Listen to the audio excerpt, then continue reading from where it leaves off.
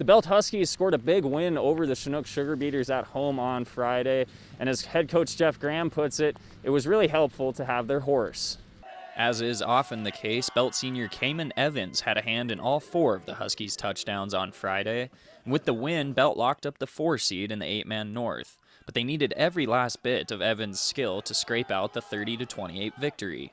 Evans wasn't overly pleased with himself after the game, knowing he threw a third-quarter interception and made some mistakes with clock management at the end of the game.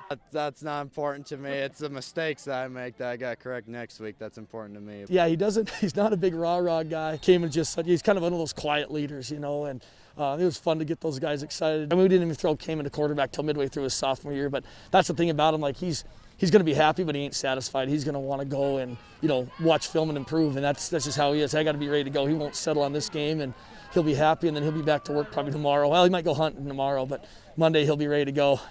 Evans was a key focus on last season's Belt squad that lost out in the second round of the playoffs to Alberton's Superior.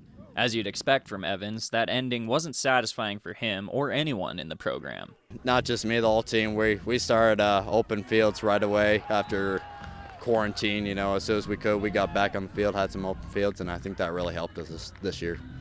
As big a focus as Evans is, the Huskies wouldn't be regular contenders in the 8-man North without outstanding work from everyone else on the team. And those guys block so well. I mean, they just, he made some big runs, but, then all of a sudden you can pound Garrett. And once we get TJ healthy, we start pounding TJ. And the play actions, I thought Aiden had a great game. They really took Aiden away in the second half. Our young guys had a great week of practice. That was the best preparation our scout guys have had, and I thought we were really prepared, and the defense knew what Chinook was doing. This is the best school you could play for. I love the coaches, love the players, and it's a great atmosphere to be a part of for sure. But we say every game, we got the athletes, so we're gonna beat them second half because we can run, we can throw, we can do all sorts of things. So that's what helps us out most for sure. Belt will be back in the playoffs again, and like last year, they'll face some adversity having to go on the road.